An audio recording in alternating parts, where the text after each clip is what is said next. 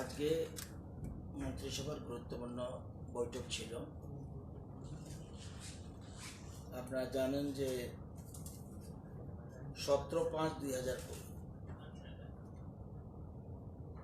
the existing term of Tribal Areas Autonomous District Council shall expire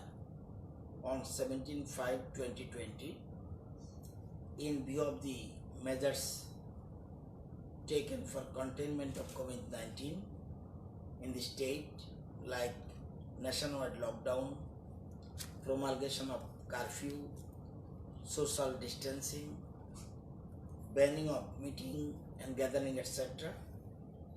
It is felt that the general election to constitute a new council of the TDRDC could not be held in due time, and accordingly it has been deferred for indefinite period. সেজন্য রাজ্য মন্ত্রিসভা যেখানে রয়েছে, এই যদি পরিস্থিতি হয় তাহলে 6 শিডিউলের 16(2)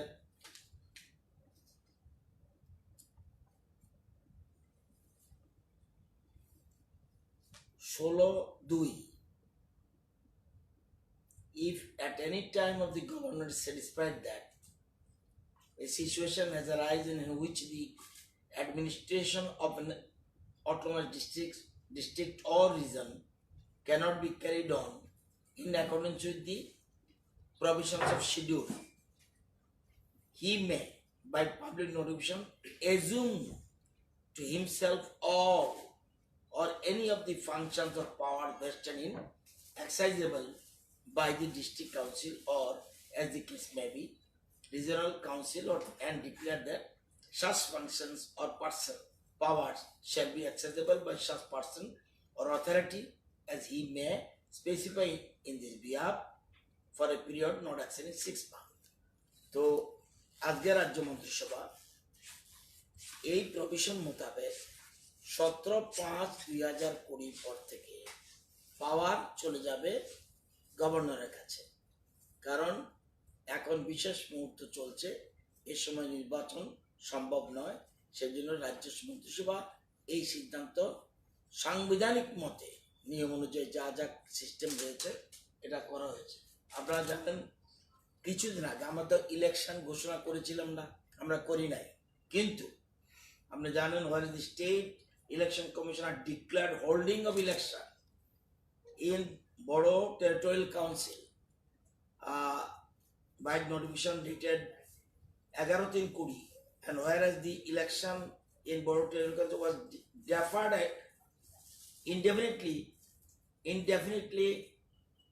by State Election Commission letter number 1, আমরা কিন্তু নির্বাচন ঘোষণা করিনি, মানে এর রাজ্যে ঘোষিত হয়নি, কিন্তু বড়োল্যান্ডে ঘোষণা পর্যন্ত হয়ে গেছে। সেই জন্য সেখানে অলরেডি পাওয়ার চলে গেছে গভর্নরের কাছে। আমাদের এই 15 দিন আগের কথা, আমরা আমাদের বেশি জানবেন। তো আজকে মন্ত্রিসভা সেই জন্য যাতে কোনো রকম অচলাবস্থা না হয়, যাতে একটা সাংবিধানিকভাবে যাতে অটোনমাস ডিস্ট্রিক্ট কাউন্সিল এরিয়া চলতে পারে, সেজন্য মন্ত্রিসভা আজকে অনুমোদন দিয়েছে। সংবিধান মতো গভর্নরের কাছে পাওয়ার চলে যাবে আফটার 17/5/2020। নিয়ম হলো, যদি এরকম করে তখন কি করতে হবে, বিধানসভা যখন হবে তখন বিধানসভাতে এটা লে করতে হবে। আমরা যে নোটিফিকেশন করলাম এটাকে লে করতে হবে। এটা বলা আছে every order made under subsection 2 of this paragraph with the reason thereof shall be laid before the legislature of the state and shall cease to operate at the expiration of 30 days from the date on which the state legislature first sits. অর্থাৎ আমরা যখন বিধানসভা বলবে তখন আমরা লে করলে চলবে, not for discussion, only for লে। আজকে মন্ত্রিসভা এটা করে দিয়েছে। এটা সংবিধানের মতো গভর্নর বুঝবে, at a time 6 মাসের বেশি পারবে না, at a time এই নোটিফিকেশনে যদি গভর্নর মনে করে মোর 6 মান্থ আবার সেই রকম দিস ইজ দ্য সংবিধান মতো যা সিস্টেম আছে at a time not more than 6 month council তো থাকবে হাউ ইট ইজ কাউন্সিল থাকবে no no no question does not arise নিশ্চয়ই গভর্নর তো সাধারণত এবং এটাই সিস্টেম সাধারণত গভর্নর তখন কাউকে অ্যাডমিনিস্ট্রেটর বসিয়ে দিয়ে তখন সেখানে রান করবে in consultation with the state government in consultation with the cabinet this is the system এটা সাংবিধানিক রীতি পদ্ধতি যেখানে অলরেডি এটা আমাদের বস্তু না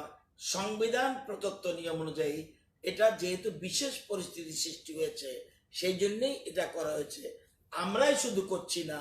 আসামের বড়োল্যান্ডের ক্ষেত্রেও 15 দিন আগে সেখানে একই সিস্টেম সেখানেও গভর্নর এজিউম করে নিয়েছে পাওয়ার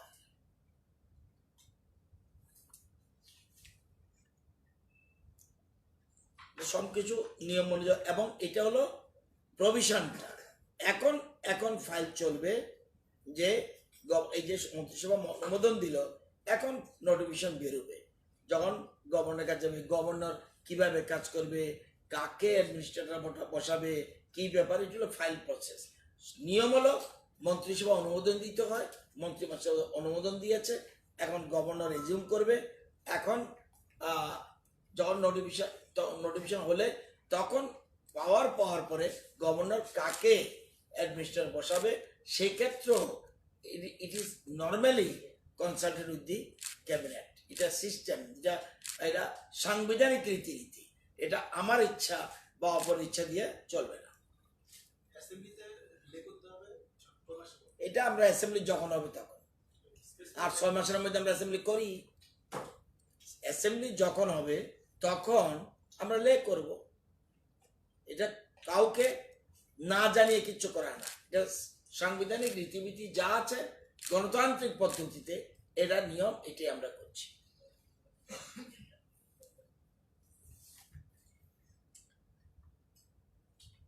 আমরা আরেকটা সিদ্ধান্ত আজকে নিয়েছি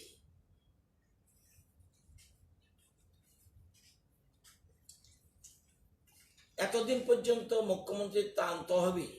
যে টাকা উঠত কোন নিয়ম কানুন গাইডলাইন ছিল না দীর্ঘ বছর ধরে বিভিন্ন সরকারি রাজ্যে ছিল কোন রকম গাইডলাইন ছিল না কিভাবে টাকা খরচ করতে হবে এলিজিবল ফর অ্যাসিস্ট্যান্স কারা কারা এলিজিবল হবে procedure for release and utilization of fund monitoring and maintenance of the fund monitoring কে করবে এবং রেজিং অফ ফান্ড এবং ফান্ড দিয়ে যারা দেবে ইনকাম ট্যাক্স রিল্যাক্সেশন আছে কিনা এই প্রশ্নটা উঠেছে কেন ইনকাম ট্যাক্স থেকে একটা চিঠি পাঠিয়েছে রাজ্য সরকারের কাছে যে as per the provision of section 80G 3HF of the Income Tax Act 1961, 100% of the amount donated by a donor of the Chief Minister Relief Fund is eligible for deduction in computing the total income of the donor provided such fund is. এটা একটা system আছে কিন্তু আমরা মুখোমুখি জানতাম কিন্তু কোনোদিন কোনো গভর্নমেন্ট কোনো গাইডলাইন করেনি সিস্টেম থাকতে হবে একটা ট্রান্সপারেন্সি থাকতে হবে কারণ আমাদের এবার অনেক টাকা উঠেছে আজকে পর্যন্ত টাকা উঠেছে 16 কোটি 1 লক্ষ এর মধ্যে খরচ হয়েছে 6 কোটি 51 লক্ষ কি কি খাতে কি করতে হবে যেমন case eligible for assistance care কারা পাবে অ্যাসগ্রেসিয়া oblique relief oblique compensation to the survivors of the deceased persons due to natural calamities and any other disaster অন্যরকম হতে পারে relief of to persons affected by calamities or violence assistance to deserving poor persons who cannot meet expenses of the medical treatment relief to the persons in distress condition এরা হলো পাওয়ার যোগ্যতা রয়েছে এবার কারা কারা কিভাবে এই ফান্ড ব্যবহৃত হবে এটা এলিজেবল ব্যবহৃত হবে সেটাও বলা আছে, এবং সবগুলি monthly consolidation statement shall be also be prepared by the appraisal of the chief secretary